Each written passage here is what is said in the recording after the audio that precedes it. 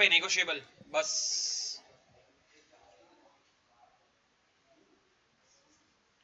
कहाँ तक हो गया अपना? बीच बीच में किया था पर मेरे हिसाब से सेक्शन 5 हो गया, सेक्शन नंबर 6 भी हो गया। इससे कितने मार्क्स थे? तूने टेस्ट दिया था? तब पेपर किसके पास है? 16। बैठिए।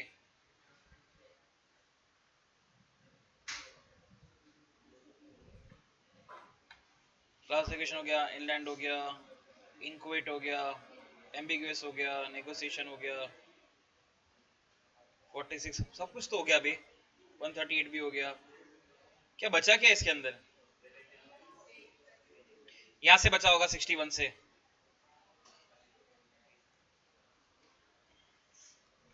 सेवेंटी सिक्स हो गया ना? और आई गेस 117 बचा होगा। 117 काम का, बाकी सब बकवास। मार्क्स रखा है 2 घंटे का लेक्चर अपना। 2 घंटे के लिए मैं यहाँ तक आया अंधेरी से।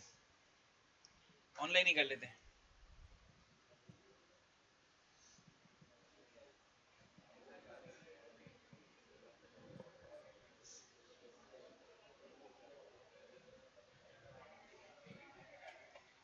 अयो, स्टार्टिंग नाउ।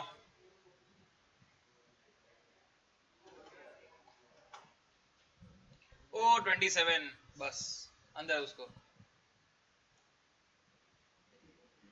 क्या बाजू वाला क्या झांक रहे तेरे बुक के अंदर? कोने में दूर बैठ उससे।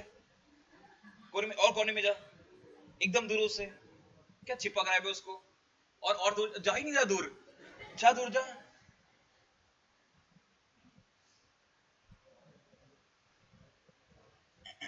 एग्जाम का क्वेश्चन 7 मार्क का।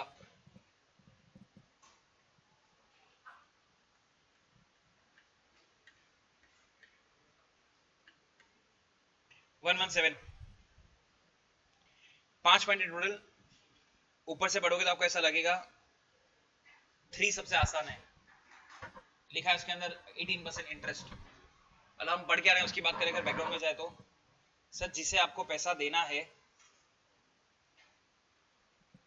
उसने आपको पैसा देने में लेट करा, नाटक किया, आधा दिया आधा नहीं दिया ऐसा करके, तो हम उससे पैसे के साथ साथ एडिशनल पैसा लेंगे और इसको हम बोल रहे हैं कंपनसेशन।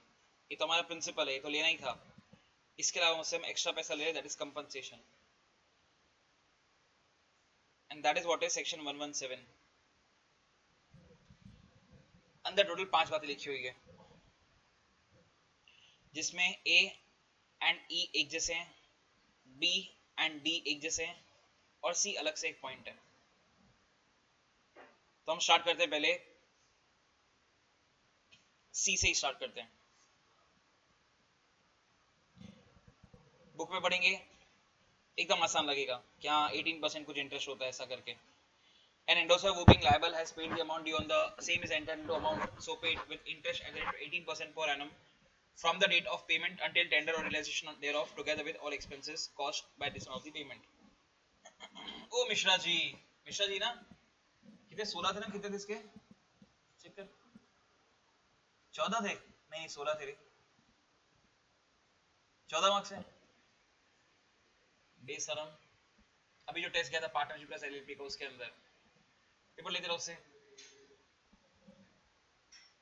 तो पढ़ के एकदम आसान लगता है पर वो आसान है नहीं सर, उसको लॉजिकली पढ़ो। तो हम एग्जांपल लेते हैं। ए ने दिया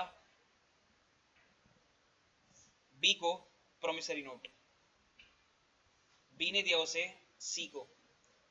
इस एग्जांपल के अंदर हम बी को बोलेंगे एंडोर्सर।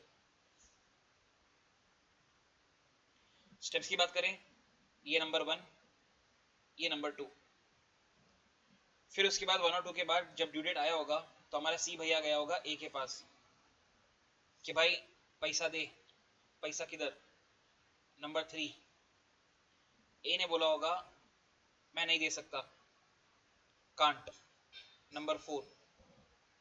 अब कहानी शुरू होती है।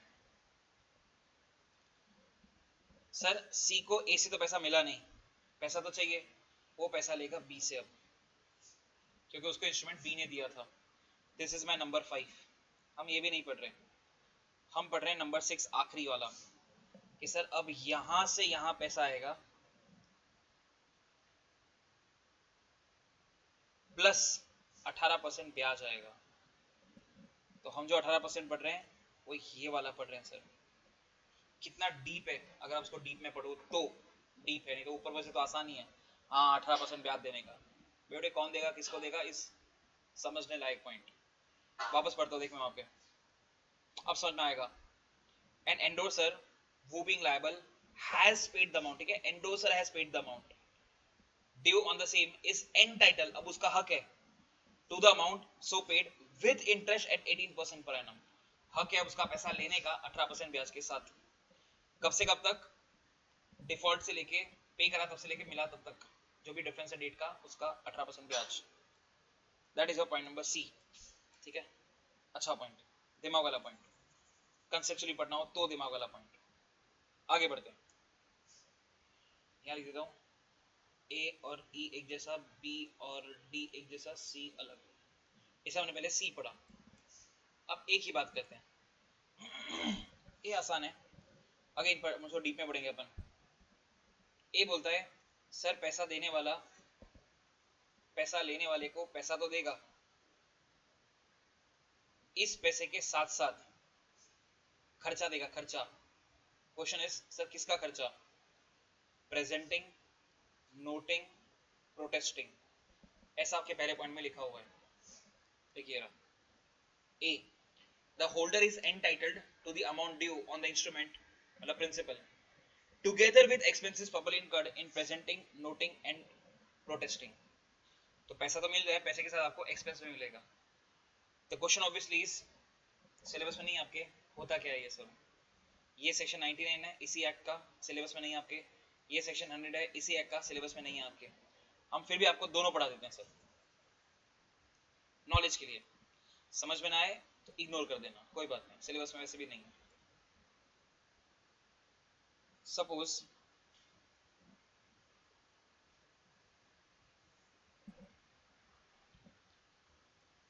बी को ए को पैसा देना है, ड्यू डेट आया और ए ने अपना पैसा मांगा कि भाई पैसा दे। बी बोलता है कि भाई मुझे एक हफ्ता दे, मैं तुझे पैसा देता हूँ। ए बोलता है चल कोई बात नहीं, एक हफ्ता ले ले। एक हफ्ते वापस ए पूछता है बी को, भाई पैसा दे।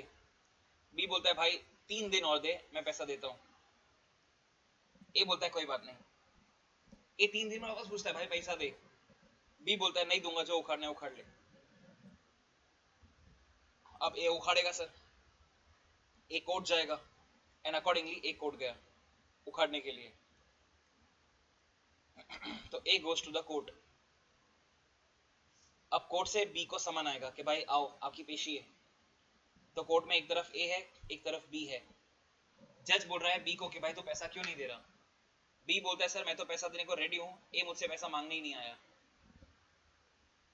ए को समझ नहीं रहा क्या करने का भी, एक तरफ खुश भी है पैसा मिल रहा है, और एक तरफ दुखी भी है क्योंकि टाइम पास हो गया बहुत सारा, पहले एक हफ्ता, फिर 3 दिन, फिर केस करा, वो सब करा। अगर ए पढ़ा लिखा होता तो ए ये सब नहीं करता। हमने पैसा मांगा बी से, बी ने बोला एक हफ्ता।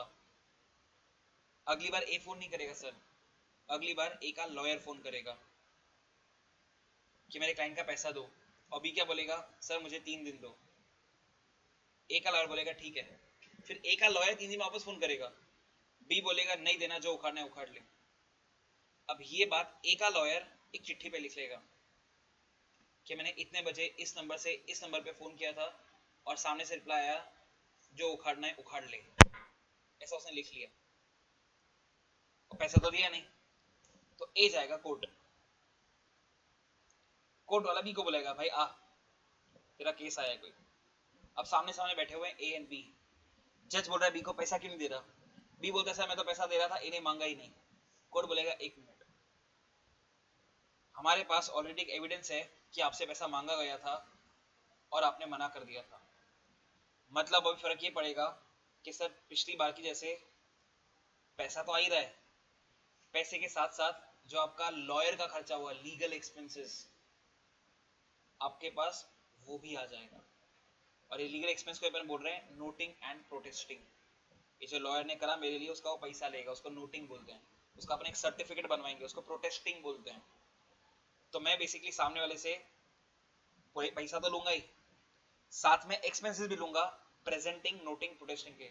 प्रेजेंटिंग डिस्कस कर चुके, मैं वापस बता देता हूँ कि सर पैसा लेने के लिए उसके पास जाना पड़ेगा, तो जाने का जो खर्चा आया पेट्रोल वेट्रोल का टाइम का, वो अपन उससे ले लेंगे। तो पैसा plus protesting noting presenting is your point number A. तो सी का लॉजिक बताया, ए का लॉजिक बताया। ए के जैसा ही आपका ई है, सेम ही है, बस एक ही फर्क है। इसके अंदर आपको खर्चा तो मिल ही रहा है, प्रेजेंटिंग नोटिंग प्रोटेस्टिंग ये सब का। आपका जो मेन प्रिंसिपल अमाउंट है वो भी आपको मिल ही रहा है, प्लस सर पैसा देने वाले ने पैसा दिया नहीं, तो आपने उसको एक नया बिल ड्रॉ करा, बिल ऑफ एक्सचेंज नया वाला। अब इस नए बिल के भी खर्चे आए होंगे, लॉ में क्या बोल रहा है, आपको ये भी मिल जाएगा। कितना सिंपल है। देख मैं ई पढ़ता हूँ, ए समझ में आ गया पूरा, सी समझ में आ गया पूरा, हम ई के ऊपर आते हैं। ये देख, the party entitled to compensation may draw a bill upon the party liable to compensate him, payable at sight or on demand, for the amount due to him, together with all expenses properly incurred by him, noting protection वाले। अब आपको hint मिलना चाहिए। सच bill, सच bill मतलब नया bill. Sir कहाँ लिखा है ये लिखा मे ड्रॉ अ बिल मतलब नया bill. Such bill must be accompanied by the instrument dishonoured मतलब पुराना बिल। तो पुराने बिल के साथ अब नया बिल भी जाएगा एंड उसके भी खर्च आएंगे and the protest thereof if such bill is dishonoured. तो यहाँ पे नया बिल आ रहा है, उसका खर्चा भी सकते। तो ए सी और ई आसान। हम बात करते हैं बी की। बी आ गया तो डी भी आ जाएगा। पहले हम बी की बात करते हैं। इंडिया में एक आदमी ने यूएसए से कुछ इंपोर्ट किया, इंपोर्ट, उसका हमें पैसा देना है। सपोज पैसा देना है 1 जनवरी को। सर किस करेंसी में? ऑब्वियसली डॉलर्स के अंदर। उस टाइम पे एक्सचेंज रेट चल रहा है ₹80 पर डॉलर।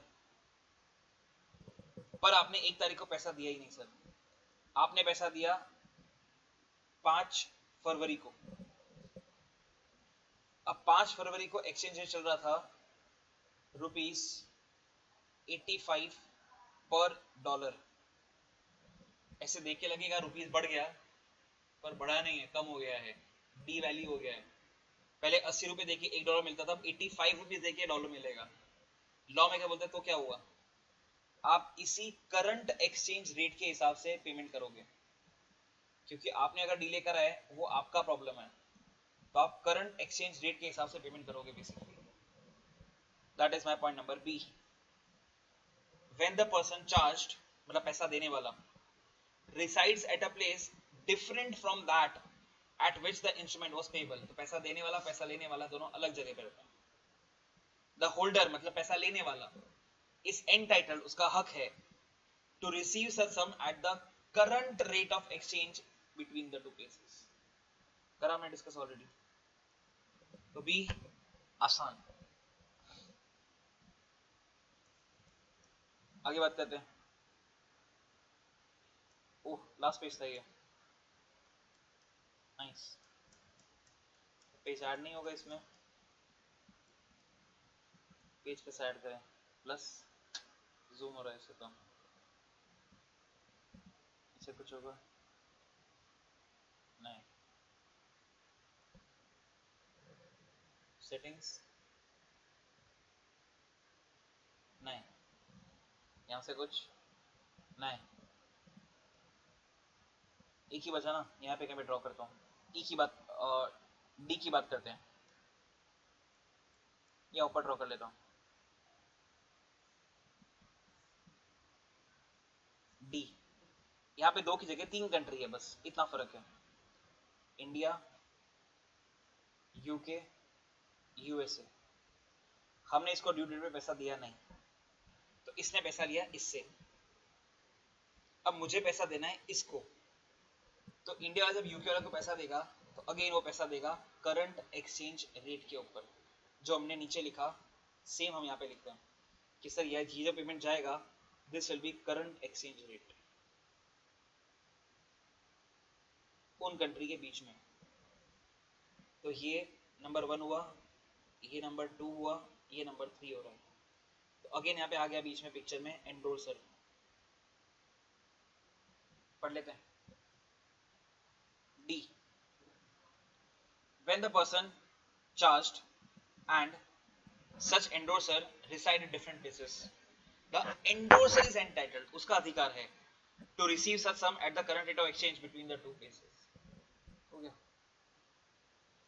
कितना आसान है sir, A B C D. उसने एक भी एग्जांपल नहीं दिया मेरे को, हर पॉइंट के अंदर डायग्राम बना के ड्रॉ करके एग्जांपल दिया।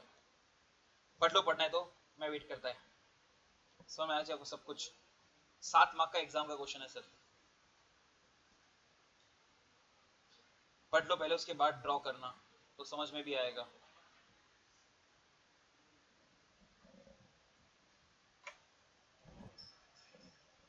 वेटिंग।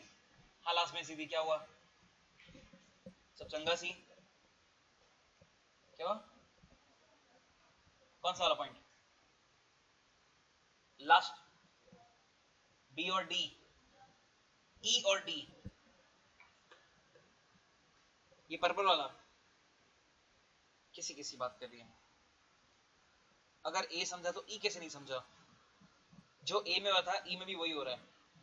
जिसको पैसा लेना है वो पैसा लेने वाले के लिए नया बिल ड्रॉ कर रहा है, मतलब मुझे पैसा लेना है, मैं आपको एक नया बिल ऑफ एक्सचेंज दे रहा हूँ। नया बिल ऑफ एक्सचेंज दूंगा तो उसमें खर्चे आएंगे, मैं आपसे वो खर्चा भी ले लूंगा।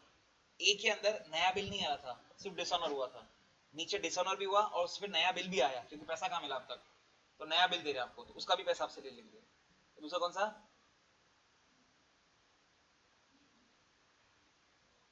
डी, मुझे देना था पैसा यूएस वाले को, मैंने पैसा दिया नहीं, जैसे यहाँ पे नहीं दिया था वैसे यहाँ पे भी नहीं दिया, तो यहाँ पे एंडोर्सर ने पैसा दे दिया, तो मुझे एंडोर्सर को पैसा देना पड़ेगा, जैसा हमने ऊपर किया था सेम वैसा ही। तो जब हम एंडोर्सर को पैसा देंगे, इंडिया वाला यूके वाला को पैसा देगा, तो पैसा करंट एक्सचेंज रेट पे देना होगा, सेम जैसा नीचे था। जब पेमेंट कर रहे हो उस दिन का एक्सचेंज रेट देना होता है।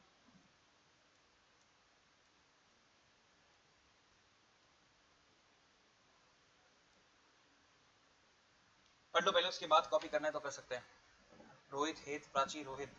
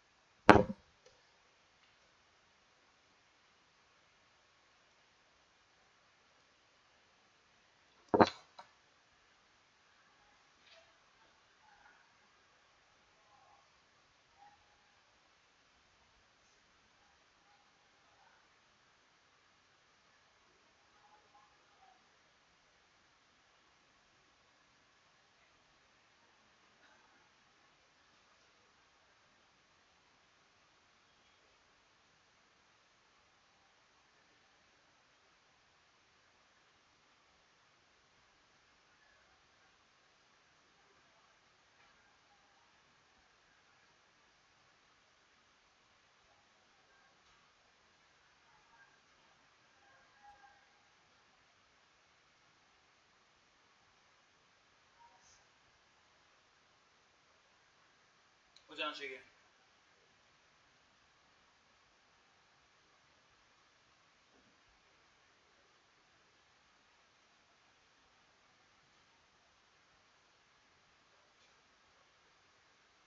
आगे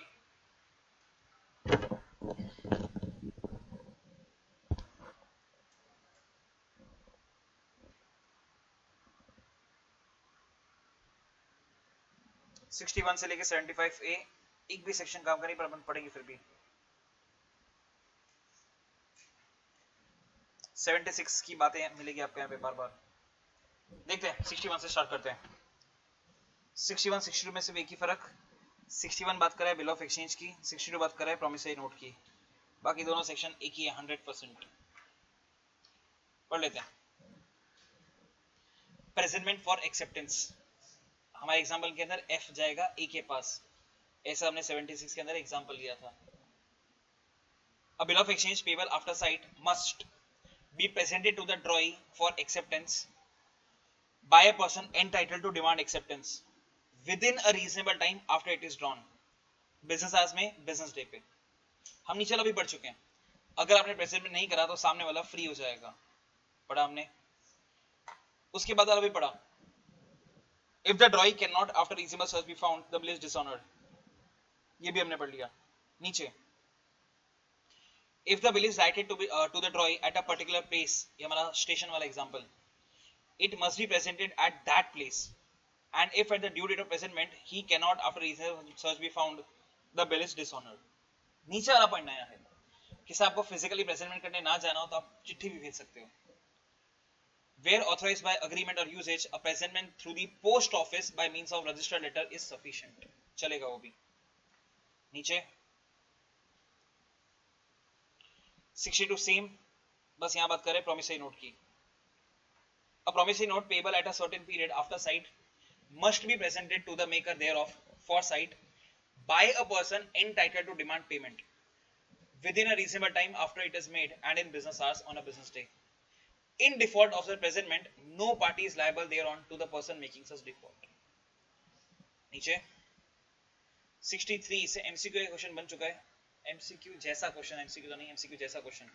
पढ़ो उसको एक बार, मैं क्वेश्चन फाइंड करता हूँ, अगर मिल जाए तो अच्छा है। 63 पढ़ना एक बार, मैं उससे एक क्वेश्चन ट्राई करता हूँ।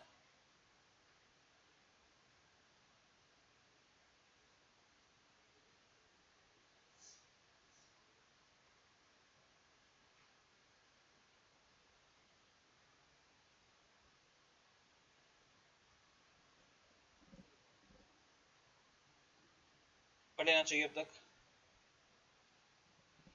एक क्वेश्चन है उत्कर्ष नाम से, मिल जाता है तो अच्छा है। UTKARSH, उत्कर्ष,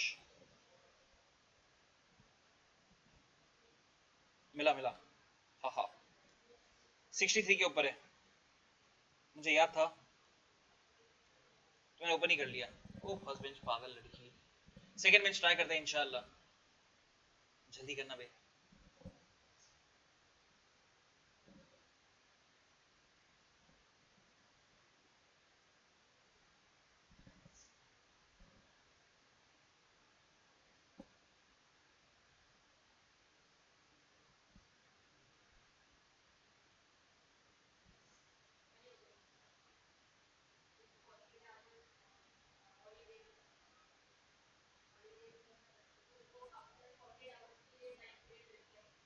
क्या बोल रही है पागल, ढंग से स्टेटमेंट बोल। हॉलीडे,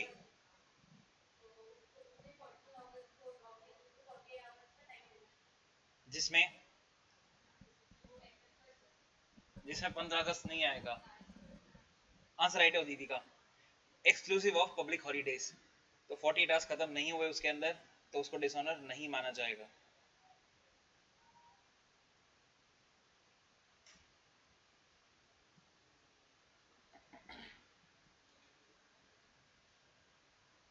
आंसर पढ़ सकते हैं एक बार आपके सामने।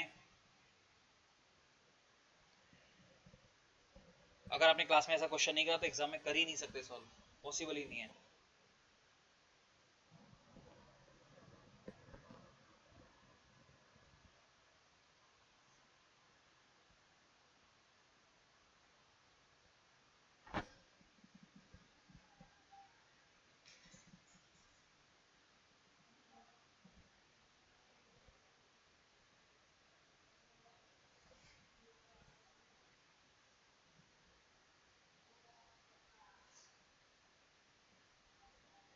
हटा रहा हूं, ये प्यारा क्वेश्चन।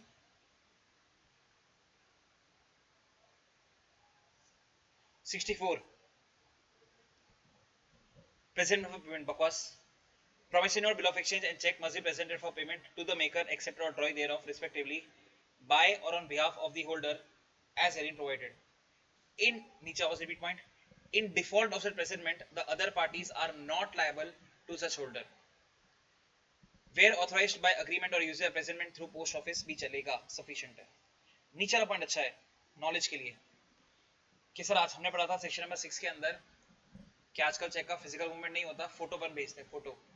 तो मेरे को चेक मिला आपके क्या नाम है,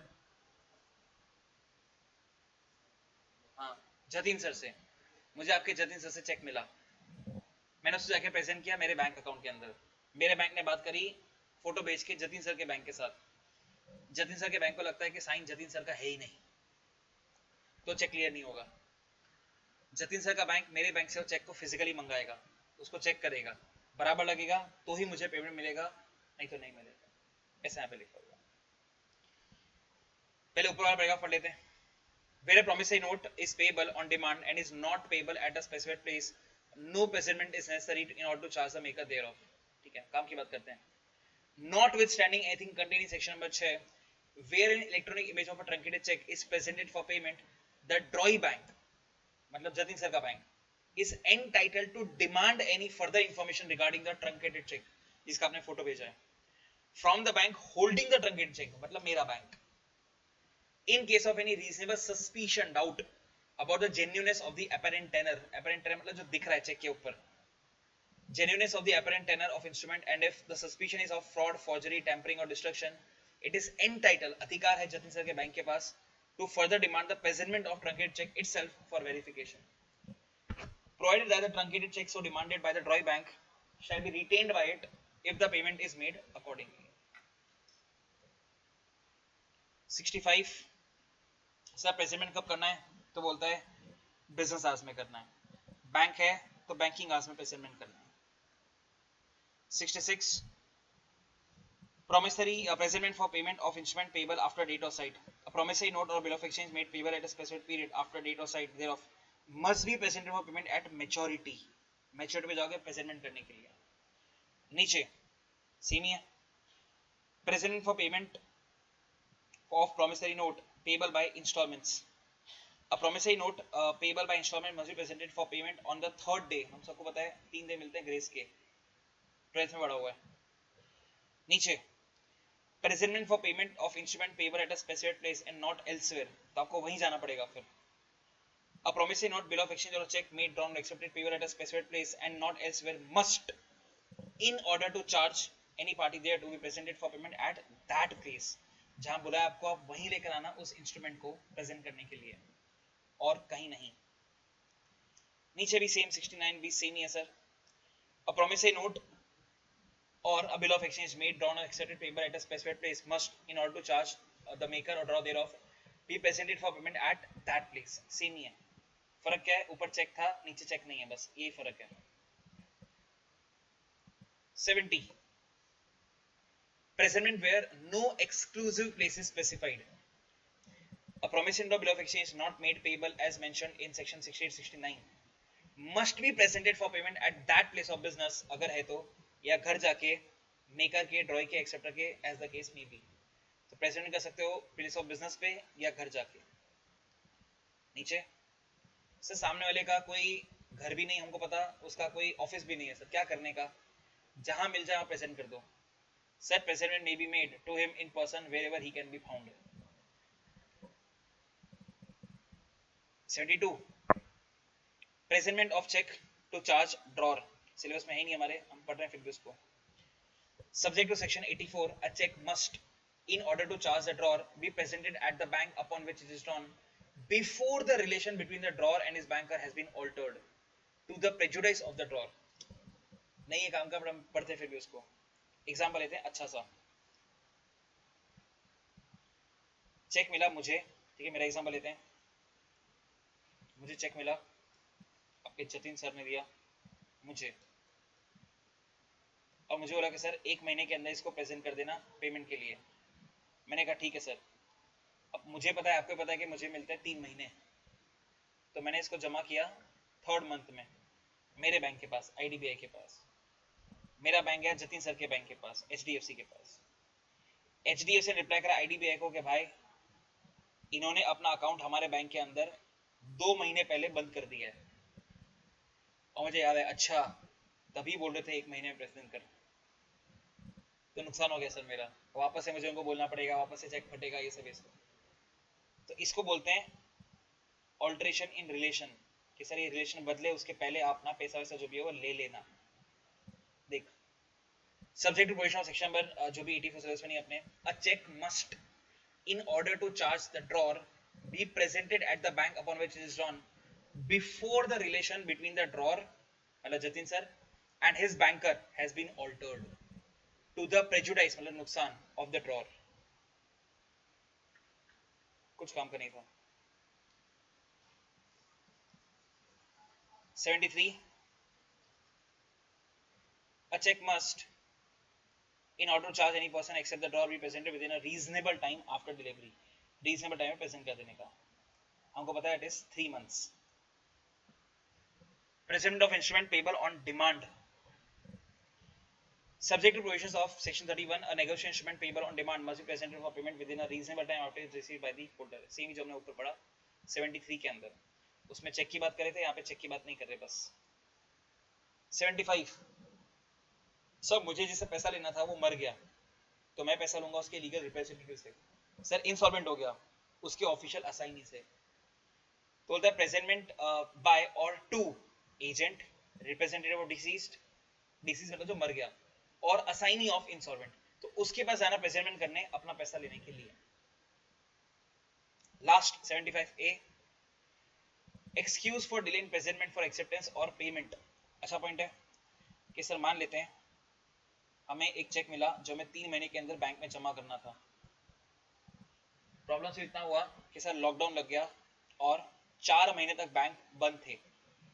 लॉ में क्या बोलता है, कोई बात नहीं, जैसे ही लॉकडाउन खुलेगा 4 महीने बाद तू तब प्रेजेंट कर देना, इसको हम चला लेंगे, भले 3 महीने से ऊपर हो गया फिर भी इसको हम चला लेंगे, बिकॉज ये आपके कंट्रोल में नहीं था जो लॉकडाउन लगा, वो आपकी कोई गलती नहीं है इसके अंदर।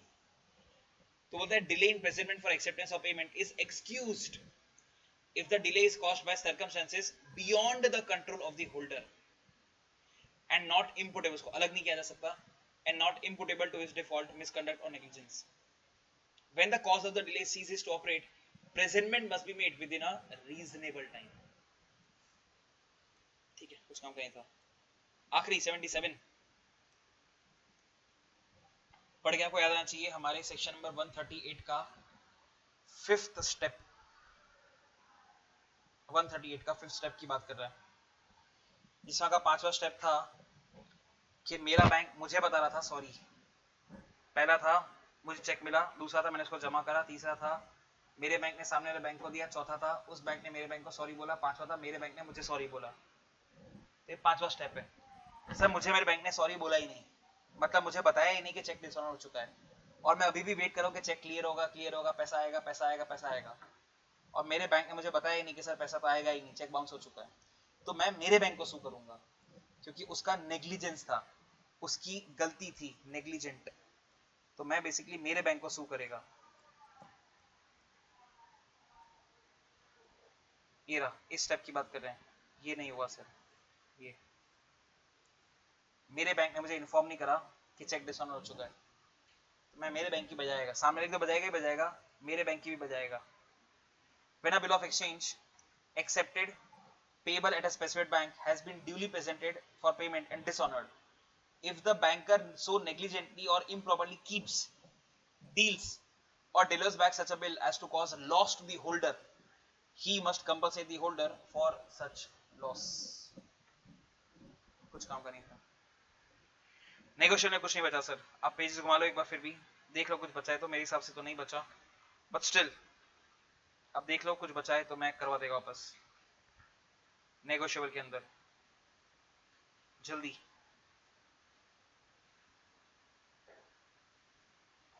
कोई छोटा पॉइंट भी बचा है अगर तो देख लीजिए। I will wait.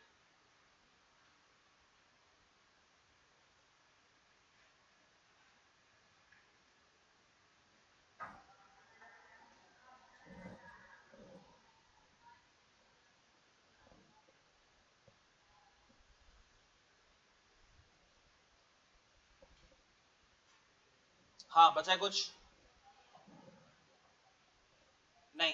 आइए फर्स्ट चैप्टर पे। फ्री के 6 मार्क्स, फ्री मतलब लेजिट फ्री के 6 मार्क्स। आपको तो ऐसा सोचना चाहिए कि आज के लेक्चर के बाद सिलेबस खत्म हो जाएगा अपना अगले 1.5 घंटे में। आपका जो रिवीजन होगा basically that has to start with contract act. अगर आपने उसको बाद में उठाया तो खत्म ही नहीं होगा। अभी आपके पास टाइम है, 2 महीना है। डेट रखते हैं 16 को एग्जाम है ना, इसे डेट रखते हैं, डेट से ज्यादा है पर डेट रखते हैं। तो आपने इसको बाद में उठाया तो खत्म ही नहीं होगा। 9 यूनिट है भाई। तो this has to be your first chapter. इसमें टाइम लगेगा आपको, फॉर श्योर टाइम लगेगा। फिर उसको कंपनसेट करने के लिए स्मार्टली आपको 3 चैप्टर उठाने के, which is Indian regulatory framework. 6 mark हो गया, फटाक से हो जाएगा। 2 मैक्स 2.5 घंटा मैक्स बोल रहा हूं। फिर नेगोशिएबल इंस्ट्रूमेंट एक्ट 14 मार्क्स, और फिर एलएलपी 6 मार्क्स। तो आपको जहां पे इतना टाइम लगा था, अगले कुछ घंटों में आपका 7 में से 4 चैप्टर खत्म हो जाएगा। तो आपको कॉन्फिडेंस आएगा कि नहीं मेरा काफी सारा हो गया। मार्क्स की बात करें, I think it is 58 marks, which is good enough. तो ये तो आपके सर फ्री के मार्क्स हैं। 40 पेज पढ़ के 24 मार्क्स आ रहे हैं, ये तो आप छोड़ ही नहीं सकते। इसके बाद फिर आप उठा सकते हैं, अगर थक गए तो कंपनीज एक्ट, नहीं थके तो सोगा। कंपनीज एक्ट में मजा आएगा आपको। पहला चैप्टर था ना अपना, हाँ मजा आएगा उसमें, याद आएगा उसको आपको। कंपनीज एक्ट होने के बाद आपका बचा सोगा and partnership, partnership and last में सोगा। 21, 20, 21 ये आपका ऑर्डर होना चाहिए। सोगा कंपनी को आप ऊपर नीचे कर सकते हो डिपेंडिंग आपका कैसा तैयारी है। बात करें with respect to test papers, ऐसा कुछ प्लान है मेरा, बताया था शायद मैं आपको, शायद 17 से 31 अगस्त के बीच में आपके 2 टेस्ट होंगे, दोनों 100 मार्क्स के। मैं ट्राई करूंगा बीच में कॉन्ट्रैक्टर का ले लूं तो, पर ये जो कंफर्म है आपको बता रहा हूँ 200 मार्क के टेस्ट होंगे आपके फुल सिलेबस के। उसके पहले टाइम मिला तो आई विल ट्राई, पक्का नहीं बोल रहा। कॉन्ट्रैक्ट एक्ट और सोगा, इसका टेस्ट इस बार आपका खत्म हो जाएंगे दोनों, नहीं तो कभी खत्म ही नहीं होगा। वेटेज की बात करें 53 मार्क्स का वेटेज है सर। आधा पेपर आपका ये 2 चैप्टर से ही होगा, और बड़े चैप्टर्स हैं। तो इसका मैं ट्राई करता हूँ, नॉट वेरी श्योर। ये तो पक्का होगा 2 फुल कोर्स के। इसके अलावा शायद आपको ऑलरेडी पता है, अकाउंट्स में आप बैठ भी रहे होंगे शायद, जो रिवीजन लेक्चर चल रहे हैं अभी। मेरा चालू होगा ट्यूसडे को। ट्यूसडे से ट्राई करूंगा सैटरडे खत्म करने का, नहीं हुआ तो संडे। 4.5 घंटा पर डे, मोस्टली टाइम होगा 2 से 6:30 जूम पे। तो आप लेक्चर ढूंढते हो, इसका बैकअप दे दो, इसका लेक्चर दे दो, ये दे दो। बेवड़े में लाइव आ रहा हूँ, इससे अच्छा कुछ नहीं हो सकता। तो आपको अटेंड करना है तो आप अटेंड कर सकते हो, आपको कोई लेक्चर ना हो, वैसे लेक्चर कोई होगा भी नहीं। जहाँ तक मुझे पता पड़ा आपका मैथ्स हो चुका, आपका इको हो चुका, अकाउंट्स मुझे नहीं पता, अकाउंट्स भी हो गया, तो कोई लेक्चर ही नहीं होगा आपका फिर। तो आप आना चाहे तो इसमें आ सकते हैं, मैं इसमें पूरा सिलेबस करवाएगा। टोटल घंटा लगेगा 20 अपन को, सिर्फ पूरा सिलेबस 20 घंटे के अंदर। फायदा सिर्फ एक, आप खुद से करोगे 10 जनों में भी 20 घंटे में खत्म नहीं होगा। ये आपको पता है, मुझे भी पता है। तो आपको इसमें बैठना है तो आप बैठ सकते हो, आपकी मर्जी, फ्री है आपके लिए। जो बार बार ज्वाइन करे उनके लिए 5,000 फीस है, आपके लिए फ्री है। तो आना चाहे तो आ सकते हैं। हम यहाँ पे आ जाते हैं। इंट्रोडक्शन है, काम का नहीं, बट अपन पढ़ लेते हैं फिर भी। फ्री के 6 मार्क्स, ठीक है, 10 पेज पढ़ना है, 6 मार्क्स है फ्री के। पूरा सिलेबस खत्म हो गया और सेंटेंस आता है, have you ever wondered why you are studying the subject called law. 114 mark का पढ़ लिया सर अपन ने, और ये फिर लाइन आती है, बोलता है, is it because it has been prescribed in the syllabus, or is it because you will need this knowledge as a member of Institute of Chartered Accountant of India? Awareness of law is essential to become a full-fledged chartered accountant. This is because a chartered accountant is a first level of contact on many legal matters. So we should possess knowledge of law so that we can advise our management and clients on legal matters at a basic or threshold level. Obviously कुछ काम नहीं था, काट दिया। नीचे आप फिर भी एक बार पढ़ सकते हैं इंट्रोडक्शन के लिए। The purpose of regulatory framework, मतलब नियम कानून, is to provide set of uniform rule, सबके लिए एक जैसा set of uniform rules and regulations that will govern the conduct of people interacting with each other in personal and business relationships. ये मैंने फिर भी नहीं काटा, नीचे वाला काट देंगे ऑब्वियसली, पर पढ़ेंगे जरूर उसको एक बार, पूरा बकवास पढ़ेंगे और फिर भी उसको। If we talk about ancient law on the basis of information available from different sources, Code of Hammurabi is known as the oldest law in written form, लिखित में। King Hammurabi ruled Babylon for the period 1792 BC से लेके 1758 BC, क्योंकि मैं before crash बात करें तो साल उल्टे हैं। He carved, लिखा उसने, he carved the code, मतलब कानून, on bulky stone slabs in order to place those stones on different places all over the city, so that the public may have the knowledge of the codes. He also appointed judges to check whether public is following the laws or not.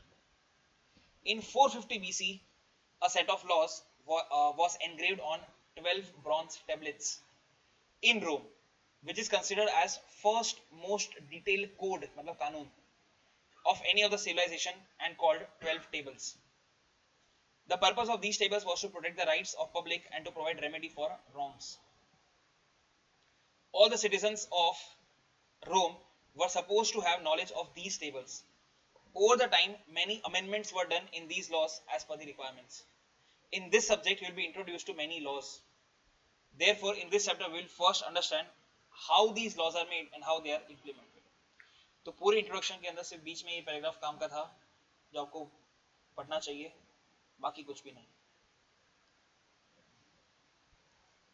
What is law की बात करें तो पहली line काम की जो आपको याद करना है, law is set of obligations and duties, ठीक है, liabilities, duties and liabilities, rights and duty समझ लो उसको आप, imposed by the government for securing welfare and providing justice to the society।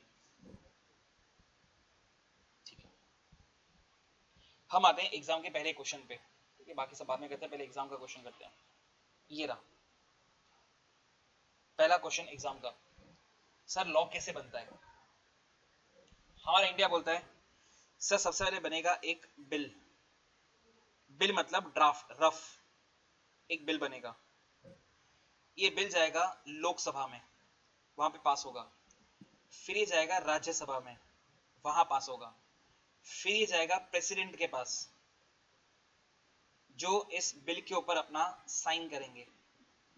जैसे वो साइन करेंगे इसको अपन बोलेंगे आज के बाद एक्ट, क्योंकि अब वो ड्राफ्ट नहीं है, वो फेयर बन चुका है, और वो रिलीज हो जाएगा ऑफिशियल गजेट के अंदर, और फिर वो फॉलो करना पड़ेगा।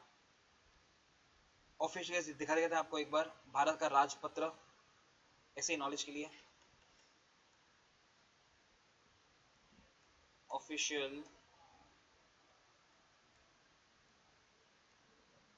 गजेट ऑफ इंडिया, इमेजेस ऐसा दिखता है, इसमें लॉ छप के बाहर आता है और फिर आपको फॉलो करना होता है, ठीक है, भारत का राजपत्र। तो सीक्वेंस कितना आसान हो गया कि सबसे पहले एक बिल बनेगा रफ, फिर उसमें डिस्कशन एंड डिबेट होगा, ठीक है, लोकसभा में अपन को पता है पार्लियामेंट में क्या क्या होता है, तो यहाँ पे होगा discussion and debate, D and D, फिर वहां पे पास अगर हुआ तो राज्यसभा, वहां पास हुआ तो प्रेसिडेंट का साइन, और वहां फिर ऑफिशियल में छप जाएगा, आपको लिखा मिल जाएगा सेम चीज ऊपर थियरी में, पढ़ सकते हैं, पढ़ना है तो मैं वेट करता है, जल्दी करिएगा, आई विल वेट।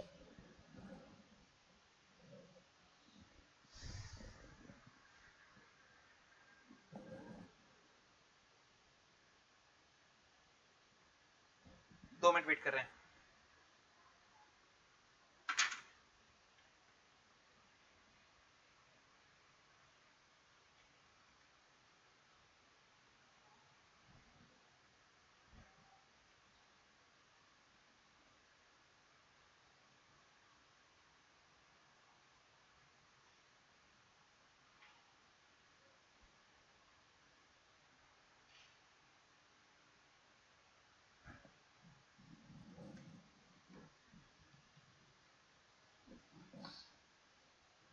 हो जाना चाहिए। आगे सेकंड क्वेश्चन पे आते हैं, ये तो ऑलरेडी आ भी चुका है एग्जाम में। Number 2, types of laws in Indian legal system. मुझे दिख रहे हैं वहां पे 4, criminal law, civil law, common law, principle of natural justice. Start करते हैं अपन क्रिमिनल लॉ से। दिखेगा आपको बुक के अंदर कि उसमें फर्दर 2 कानून है सर। एक आपको मिलेगा इंडियन पीनल कोड 1860 और दूसरा आपको मिलेगा क्रिमिनल प्रोसीजर कोड 1973। दोनों क्रिमिनल लॉ के अंदर आते हैं। सर ऐसा क्यों? आईपीसी बताता है आपको कि ये चीज गुनाह है और उसकी ये सजा है। सीआरपीसी बताता है आपको कि आप सजा किस तरह काटोगे। जैसे आपने कोई छोटी मोटी चोरी करी तो आपको जेल होगा, पर जेल में आपको चिल मारने का, रिलैक्स करने का। और आपने अगर मर्डर ऑर्डर करा तो आपसे जेल के अंदर काम करवाया जाता है, खाना बनाने का काम होता है, स्टिचिंग का काम होता है, बिल्डिंग बिल्डिंग बनवाते हैं, आपसे काम करना पड़ता है अंदर जाके। तो डिपेंडिंग आपने कैसा कांड किया है, हम डिसाइड करेंगे कि आप सजा कैसे काटोगे। तो आईपीसी बता रहे कि ये सजा है और ये गुनाह है। सजा कैसे कटेगा वो सीआरपीसी बताएगा। और फिर उसकी एग्जांपल दे रखे हैं, फ्रॉड करा, मर्डर करा, किडनैप करा, ये सब क्रिमिनल लॉ के अंदर आएगा। ये देख, criminal law is concerned with pertaining to violations of the rule of law or public wrongs and punishment for the same. Criminal law is governed under Indian Penal Code 1860 and the Code of Criminal Procedure 1973 CRPC. IPC defines the crime के गुनाह है, its nature and punishment, whereas CRPC defines exhaustive procedure for executing the punishments of the crime. Murder, rape, theft, fraud, cheating, assault, मारना Varna are some examples of criminal offences under the law. Second पे आते हैं sir civil law, जहां पे हमारा intention सजा देने का नहीं है, हमारा इंटेंशन है झगड़े को सॉल्व करना। आपकी बुक में लिखा हुआ है डिस्प्यूट रेजोल्यूशन। इंटेंशन है सिविल लॉ के अंदर झगड़े को सलटाने का, ना कि पनिश करने का। और इसके अंदर वो सारे आ जाएंगे केसेस जो अपने अपने सब्जेक्ट में पढ़े हैं। कॉन्ट्रैक्ट में हगा, सोगा में हगा, वो सब इसके अंदर आता है। किसी में गुड्स डिलीवर नहीं करे, आपने पैसा नहीं दिया, आपने कॉन्ट्रैक्ट में ब्रीच करा, वो सब इसमें आता है। लैंडलॉर्ड टेनेंट के झगड़े, वो भी इसमें आता है, सिविल लॉ के अंदर आता है। ये देख, matters of disputes between individuals or organizations are dealt with under civil law. Civil courts enforce the violation of certain rights and obligations through the institution of civil suit. Civil law primarily focuses on dispute resolution rather than punishment. ऊपर हमारा intention punishment देने का था, नीचे intention हमारा dispute resolution का है। The act of process and the administration of civil law are governed by the Code of Civil Procedure 1908. Civil law can be further classified into law of contract, family law, property law, law of tort. Example देखते हैं sir, breach of contract, non delivery of goods, non payment of dues to lender और seller, comma defamation, breach of contract, dispute between landlord tenant, वो सभी civil law के अंदर आएगा। ठीक है, बहुत ही आसान सर। ऊपर आ गया वापस कॉमन लॉ। कॉमन लॉ मतलब केस लॉ। सर अगर कोई केस लॉ जाता है हाई कोर्ट के अंदर, सपोज कोई कोर्ट केस लॉ गया मुंबई हाई कोर्ट में या महाराष्ट्र हाई कोर्ट, जो भी उसको बोलना हो आपको, और उसमें कोई डिसीजन आया, ठीक है, एग्जांपल लेते हैं कि सर मिस्टर ए ने एक माइनर को किडनैप करा, उसके घर वालों से पैसे मांगे और फिर उसको मार डाला, फिर पकड़ा गया, सजा हुई 10 साल की जेल। ये डिसीजन दिया महाराष्ट्र हाई कोर्ट ने, ठीक है। सपोज सेम केस होता है गुजरात के अंदर, कोई बी करके बंदा है, उसने सर एक माइनर को किडनैप करा, घर वाले से पैसे मांगे, फिर उसको मार डाला। अब जरूरी नहीं है कि सर यहाँ भी सजा 10 साल ही हो सकती है, जरूरी नहीं है, 9 भी हो सकती है, 11 भी हो सकती है, 12 भी हो सकती है। ऐसा क्यों सर? हाई कोर्ट का जजमेंट स्टेट तक सीमित होता है, स्टेट के बाद जो दूसरा हाई कोर्ट है उसका डिसीजन चलता है। पर सर अगर ये केस सुप्रीम कोर्ट में गया होता, सेम केस, और सुप्रीम कोर्ट ने बोला था 12 साल, तो सर आज के बाद अगर ऐसा सेम केस आएगा पूरे इंडिया में कहीं भी, 12 साल विल बी फाइनल, क्योंकि सुप्रीम कोर्ट का जजमेंट पूरे इंडिया पे लागू होता है, हाई कोर्ट का सिर्फ स्टेट में लागू होता है। इसको हम बोलते हैं, नाम में लिखा है कॉमन लॉ, सबके लिए एक जैसा। अगर वो सुप्रीम कोर्ट का है तो ये रहा sir common law. A judicial precedent मतलब वही case law is a common law. A judgement delivered by the supreme court will be binding, मानना पड़ेगा आपको, will be binding upon the courts within the territory of India. Article article भाड़ में जाए। The doctrine of stare decisis मतलब stand by what is decided. The doctrine of stare decisis is a principle supporting common law. It is a Latin phrase that means to stand by what is decided. The doctrine of state decisis reinforces the obligation of courts to follow the same principle or judgment established by previous decisions, while ruling a case where the facts are similar on all four legs. With already बड़ी एक बार इसको तीनों को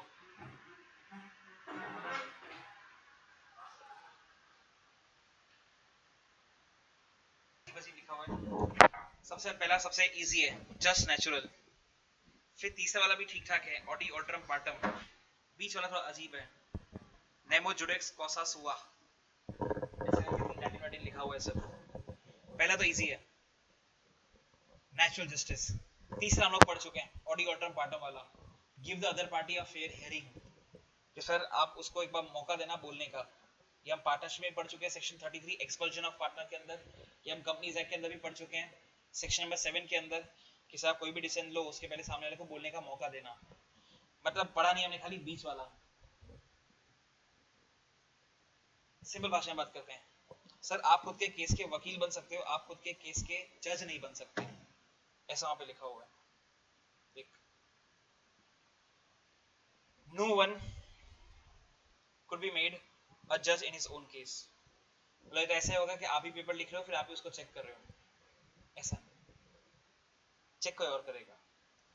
तो तीन Latin में आपको तीनों की तीनों आनी चाहिए, स्पेलिंग ऊपर नीचे चलेगा लैटिन के अंदर, बट मोटा मोटी यही होना चाहिए। ये रहे तीनों लैटिन वर्ड्स। देखिए वेट करते हैं अपन, ये आपका दूसरा क्वेश्चन था एग्जाम का।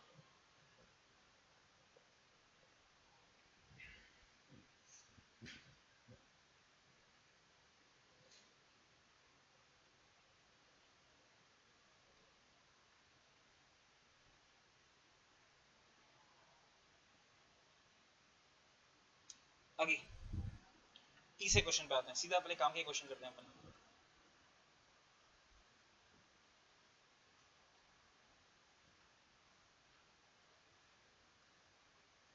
नंबर 3, ये रहा 5 ही क्वेश्चन टोटल, ये तीसरा तो आ गया, आधे से ज्यादा तो हो गया। Structure of Indian judicial system, उससे पहले आपको दिए हुए फंक्शंस, उसके बाद आपको दिया है हायरार्की। दोनों क्वेश्चन एग्जाम में आ चुके हैं। फंक्शन के साथ है तो 7 मार्क का आएगा, और फंक्शन के बिना आएगा तो थोड़ा कम मार्क्स का आएगा, 5 मार्क का मे बी। फंक्शन आसान है। दूसरा पॉइंट बोलता है डिस्प्यूट रिजोल्यूशन, तीसरा पॉइंट बोलता है फेयर हियरिंग, कि आप जो भी जजमेंट दो दोनों पार्टीज को सोच समझ के सुन के उसके बाद जजमेंट देना, फेयर जजमेंट देना। फर्स्ट थोड़ा सा अजीब है सर, सेकंड थर्ड सर में आता है फर्स्ट और थर्ड। फर्स्ट थोड़ा सा अजीब है, सेकंड थर्ड आसान है। एग्जाम्पल लेते हैं।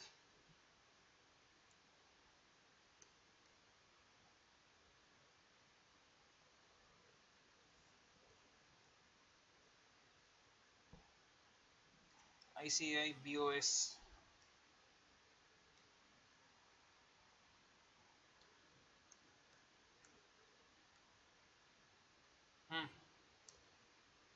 इधर गए, यहाँ से अपन जाते हैं स्टडी मटेरियल, फिर जाते हैं अपन इंटर में, English medium, paper number 2, module number 3, other laws, other laws के अंदर जनरल कॉजेज एक्ट, उसके अंदर सेक्शन नंबर 3 का रेफरेंस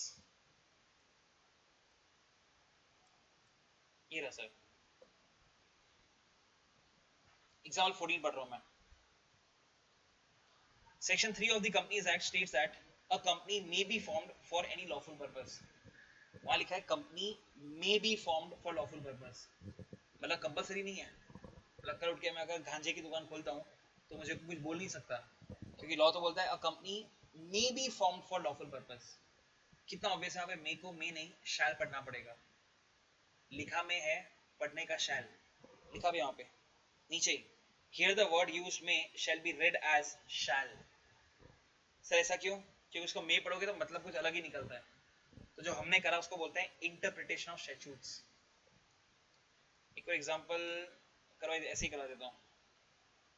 हमने डिस्कस किया था कॉन्ट्रैक्ट के अंदर कि सर जब भी मैं ही बोलूंगा, ही के अंदर शी भी आ जाएगा।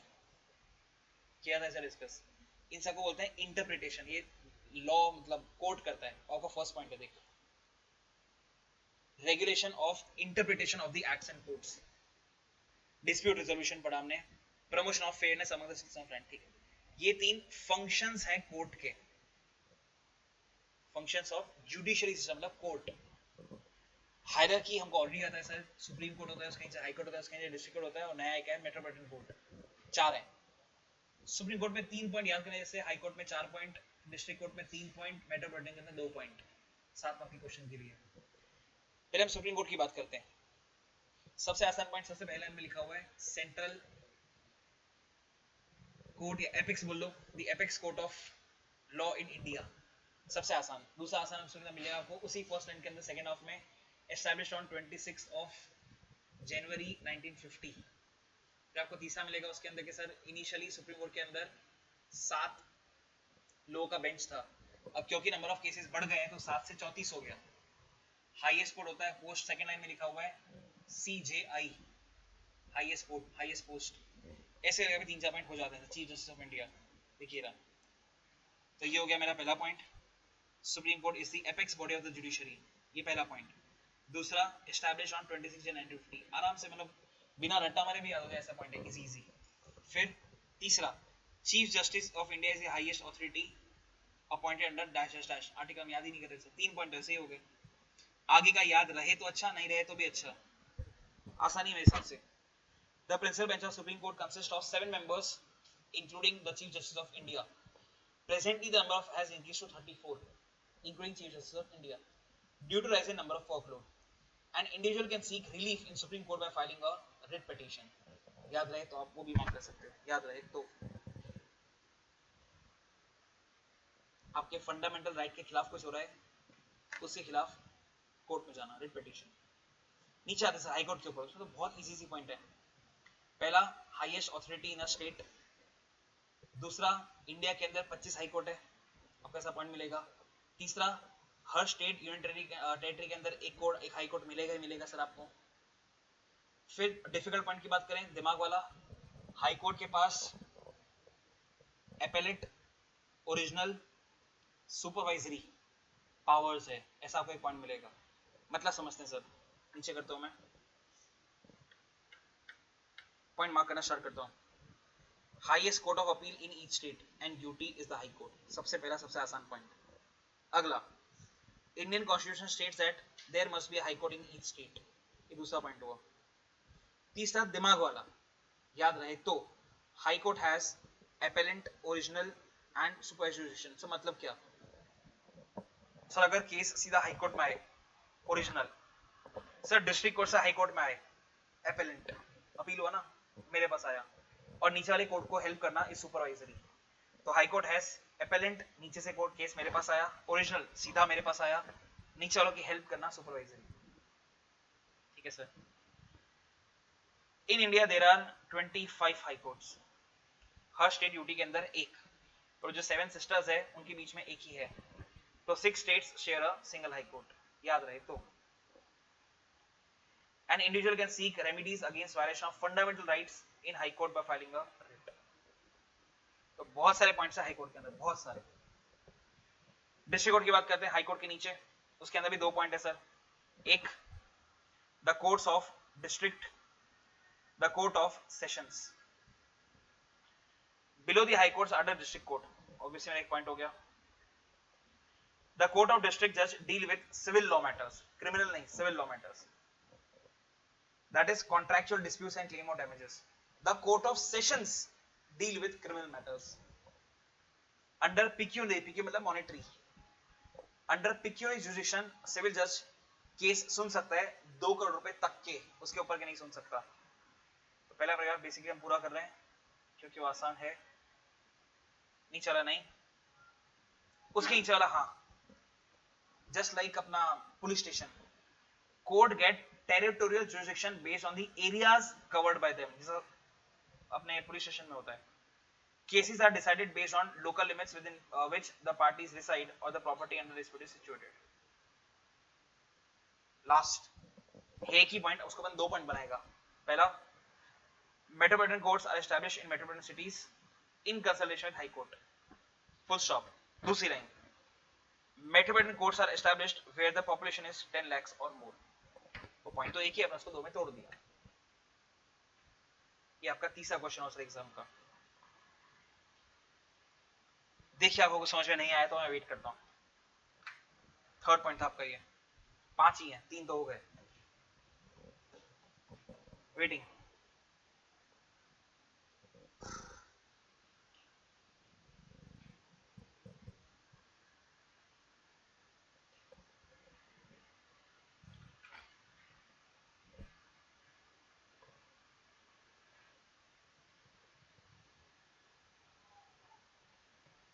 एक मिनट वेट करा अपन।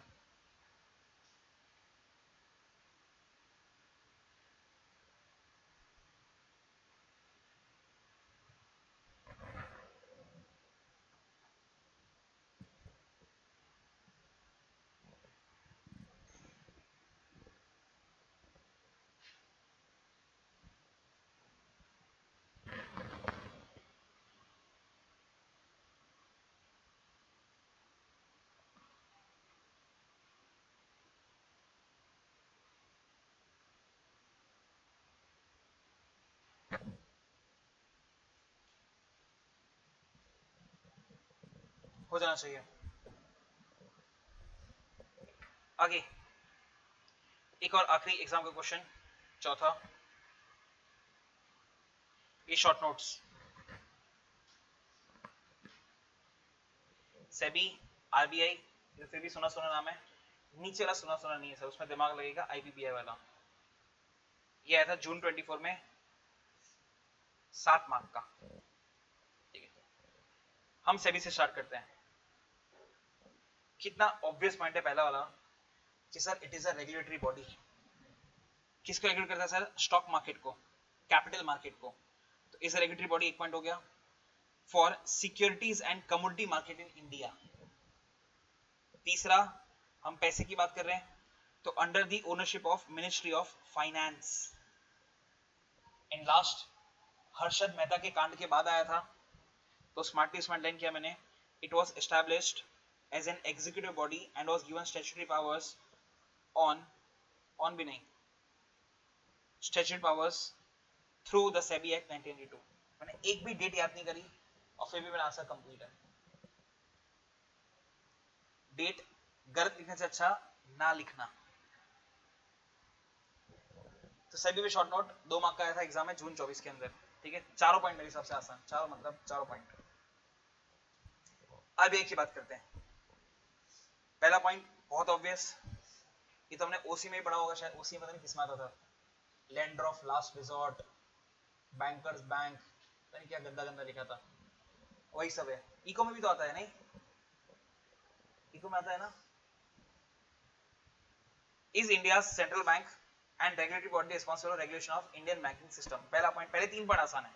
दूसरा, पैसे की बात करें obviously under the ownership of ministry of finance, वापस मिनिस्ट्री ऑफ फाइनेंस। तीसरा भी पॉइंट आसान है, it is responsible for the control, issue and maintaining supply of Indian rupee.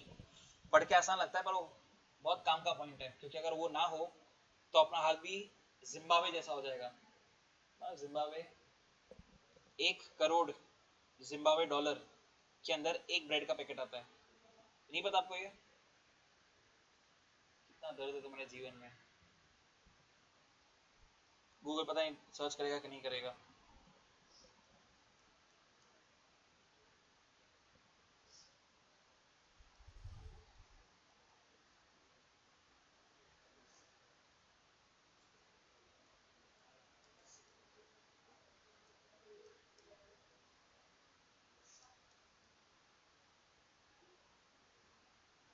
शायद ही मिले।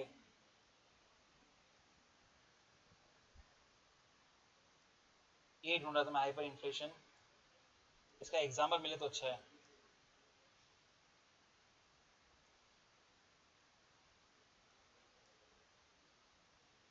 ये सर्च करो एक बार, जिम्बाब्वे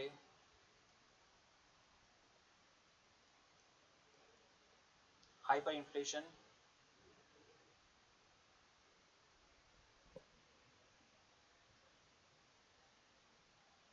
ये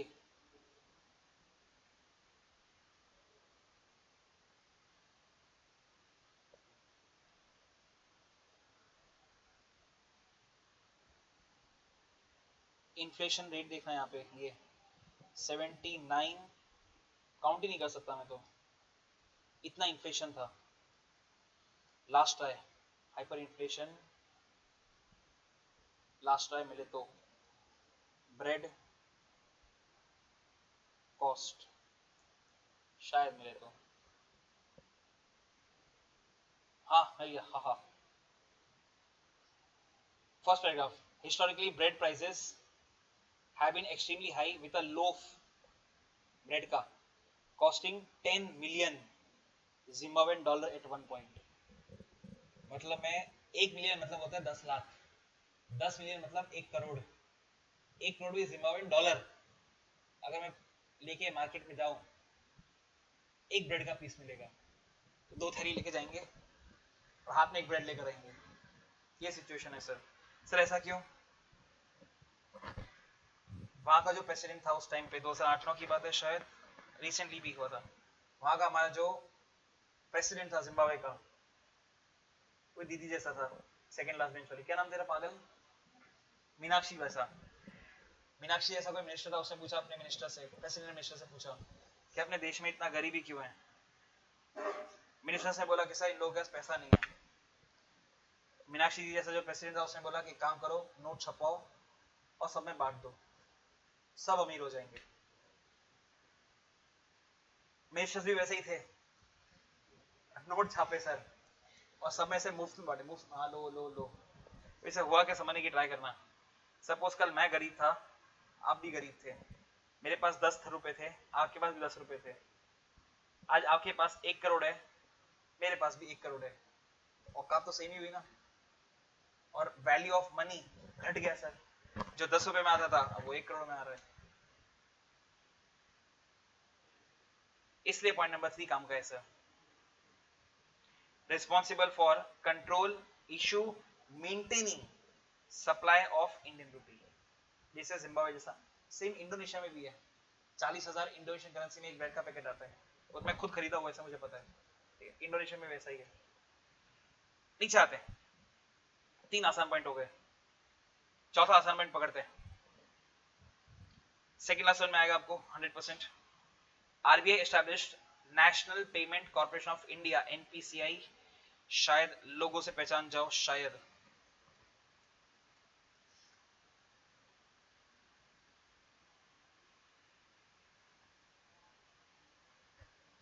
लोगों से शायद पहचान जाओ।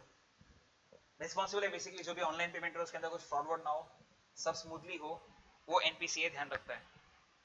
तो यहाँ लिखा है सेकंड पॉइंट के अंदर, RBI established NPCI as one of its specialized division to regulate the payment and settlement systems in India। उसके ऊपर वाला सबसे आसान point, BRBNM is a specialized division of RBI through which it prints and mints Indian currency notes। Print note होता है, mint सिक्का होता है। तो आरबीआई का रिस्पॉन्सिबिलिटी है नोट छापने का, तो और नहीं पता है सर। तो घूम फिर के जो पॉइंट नहीं पता, दैट इज लास्ट वाला। नाम ही पहली बार सुना आपने, DICGC। ठीक है, डिस्कस कर लेते हैं। सपोज आपने अपनी सेविंग्स करके बैंक के अंदर जमा करा अपना सालों का सेविंग्स, सपोज 5 लाख। हर महीने 10-10, 20-20 हजार बचा बचा के आपने इतना सेव करा। हुआ नहीं आज तक इंडिया में, पर सपोज ऐसा हो जाए कि बैंक उड़ गया, आपका जो 5 लाख है ये आपको वापस मिल जाएगा, भले बैंक उड़ जाए फिर भी मिल जाएगा। और ये 5 लाख इज अपर लिमिट। मतलब आपने अगर जमा करा है 1 करोड़ और बैंक उड़ गया तो 5 लाख ही मिलेगा।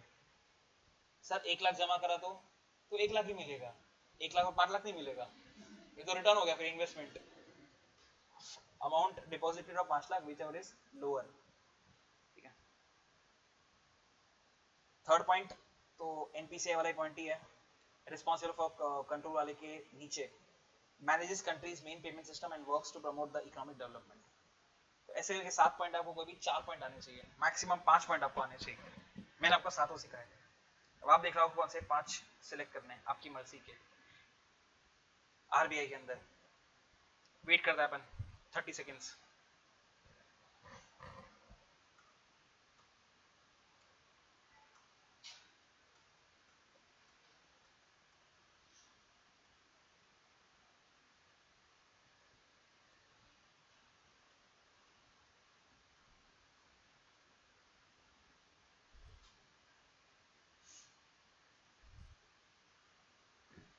आगे हो जाना चाहिए।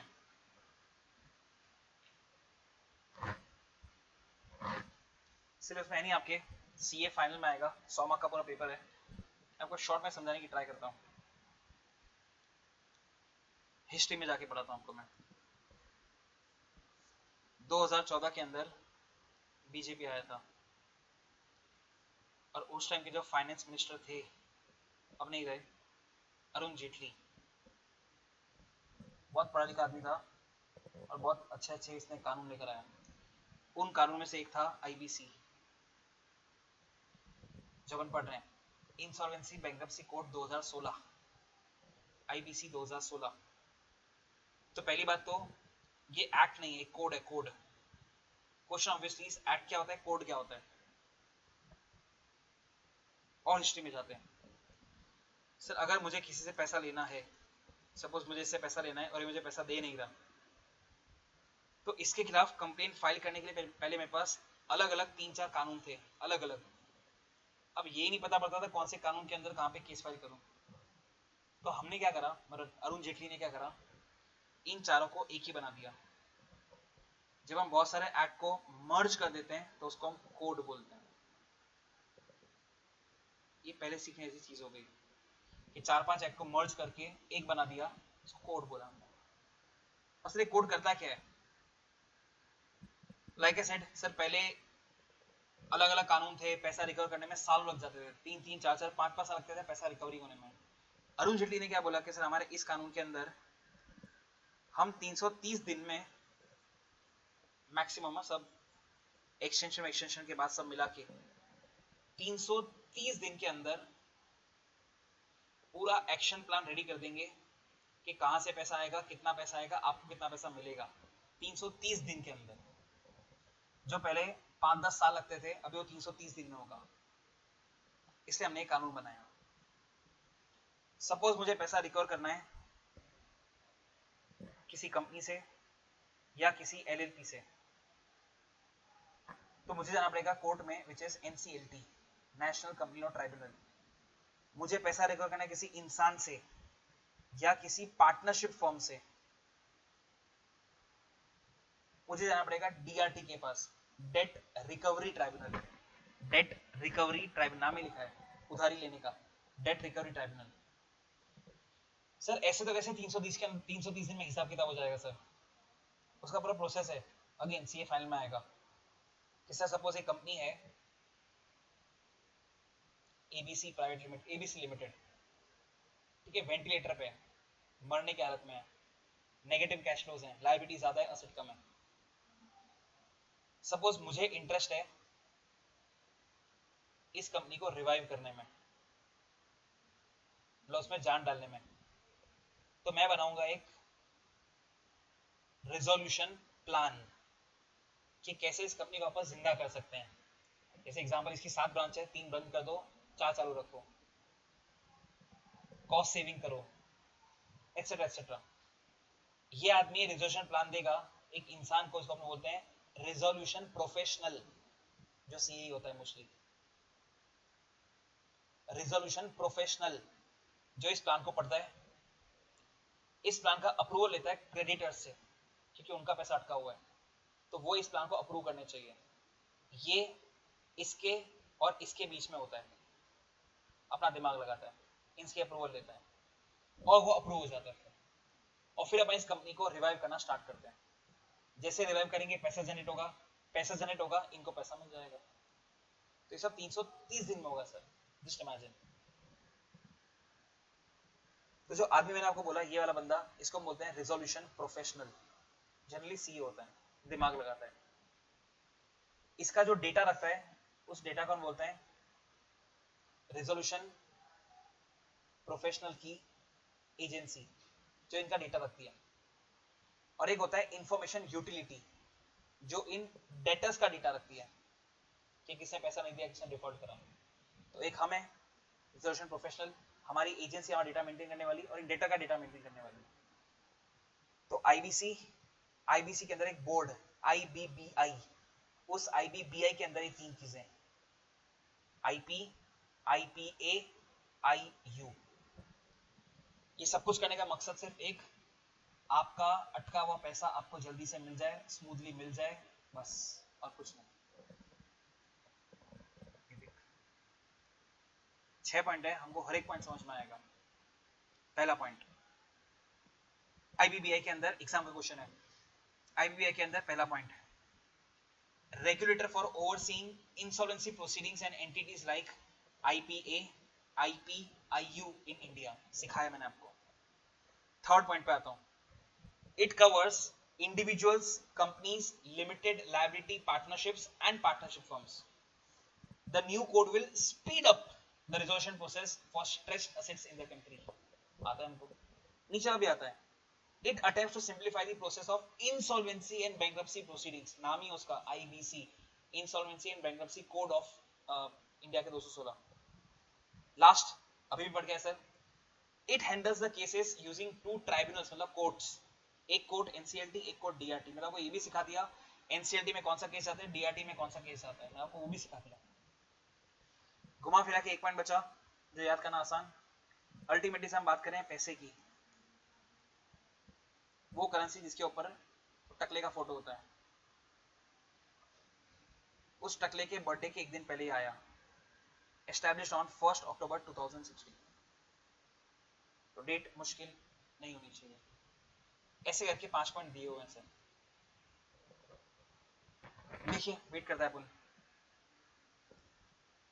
इजी आई वुड से, तीनों मिलाकर एग्जाम में आए थे. शॉर्ट नोट, वेट करता है अपन.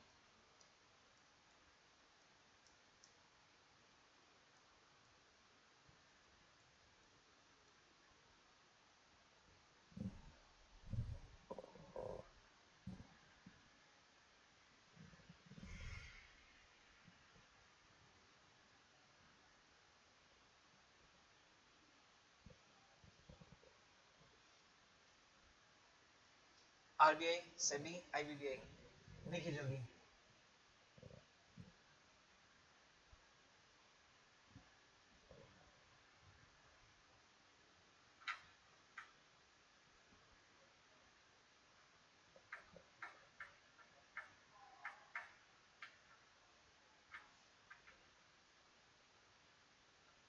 आगे मिनिस्ट्री ऑफ फाइनेंस, काम करने के बाद रीड कर सकते हैं. चल मैं कर ही लेता हूं. एनफोर्सिंग द लॉ, बस रीड करना है इसको, पढ़ लेता हूं एक बार, काम करनी है. After the law is passed in parliament it has to be enforced, कि उसको फॉलो करा जाए properly. Somebody should monitor where the law is being whether the law is being followed, उसको हमने बना तो दिया, फॉलो हो रहा है भी कि नहीं हो रहा. This is the job of the executive. एक होता है सिलेबस में नहीं आपके, एक होता है लेजिस्लेटिव विंग, ये सब इंटर में आएगा, जो लॉ बनाता है. एक होता है एग्जीक्यूटिव विंग, जो लॉ को एनफोर्स करता है कि फॉलो हो रहा है कि नहीं हो रहा. और इसके झगड़े जाते हैं जुडिशियल विंग के अंदर. तो ये कानून बनाता है, ये उस कानून को मॉनिटर करता है और ये उसके केस संभालता है. 3 बॉडी होती है basically.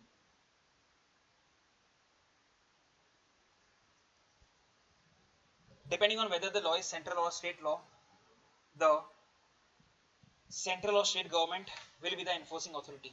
For this purpose, the government functions are distributed into various ministries. Some of the popular ministries are Ministry of Finance, Ministry of Corporate Affairs, Ministry of Home Affairs, Ministry of Law and Justice, and so on. These ministries are headed by a minister and run by officers of Indian Administrative and other Services. नीचे का काम का नहीं पर हम पढ़ रहे फिर भी.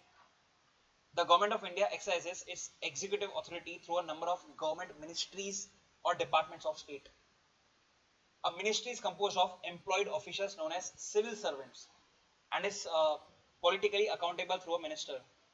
Most major ministries are headed by a cabinet minister who sits in the Union Council of Ministers and is typically supported by a team of junior ministers called Minister of State.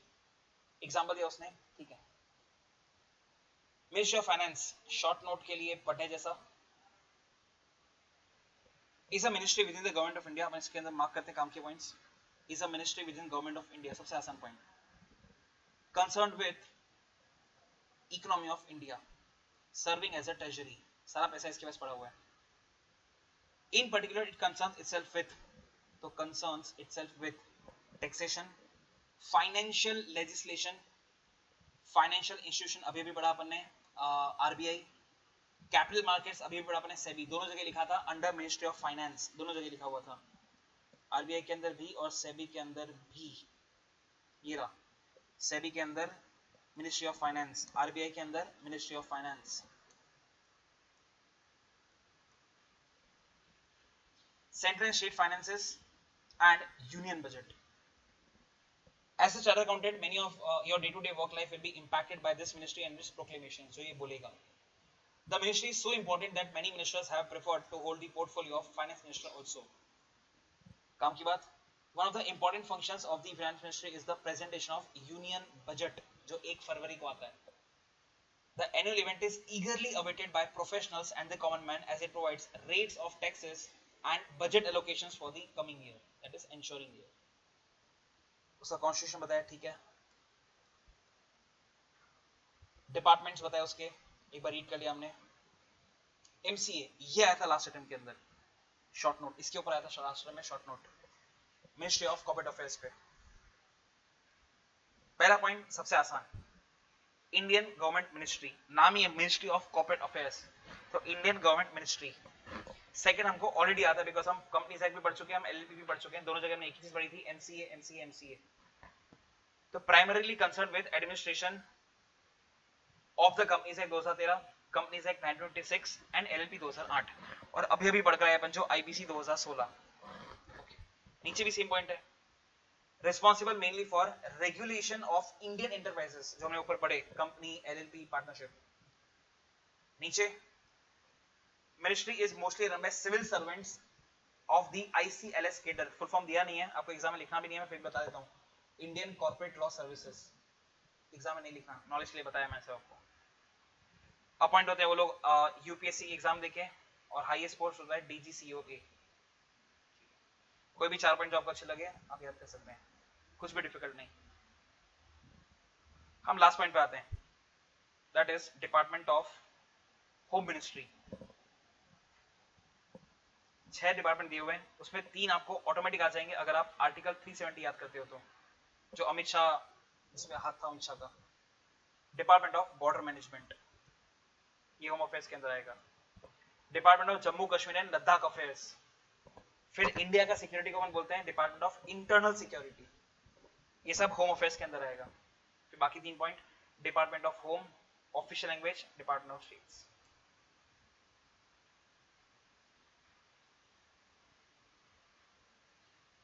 Law and justice काम करने में पढ़ रहा हूं फिर भी उसको. पहला पॉइंट तो वही है, in the government of India is a cabinet ministry. दूसरा, डील्स विद, नाम में लिखा है एक लॉ है और एक जस्टिस है, ठीक है। Deals with management of legal affairs through legislative department, अभी मैं नाम यूज किया था मैंने अभी legislative activities through the department of legal affairs. दूसरा, administration of justice in India through department of justice. Department of Legal Affairs concerned with advising the various ministries of the central government, while the legislative department is concerned with drafting laws. बस और कुछ है नहीं sir नीचे। Chapter 1 में कुछ नहीं बचा, सिलेबस में कुछ नहीं बचा, हमारा सिलेबस हो चुका है पूरा का पूरा। जो मैंने क्वेश्चन मार्क करे हैं वो सब एग्जाम में आ चुके हैं इस चैप्टर में से, ठीक है, which is process of making law. दूसरा, ये अभी बताया एमसीए आया था एग्जाम में। तीसरा, ये short note SEBI, RBI, IBBI and structure. 4 question ध्यान रखना है आपको। देख लो एक बार, डाउट है तो पूछ सकते हैं इस चैप्टर के अंदर। तो आंसर लिखने का बोली थी, लिखा तो मैं चेक करता हूँ कुछ हगा है उसके अंदर तो नहीं, तो ही बोली थी आंसर लिखने का, तो लिखा, मैं देखूं उसको सही लिखा है, ठीक है। वेटिंग,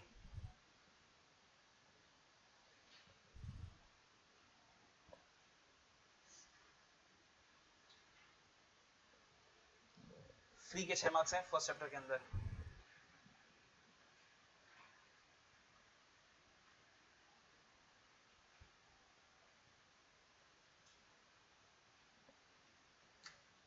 डन, जा सकते हैं आप, हो गया।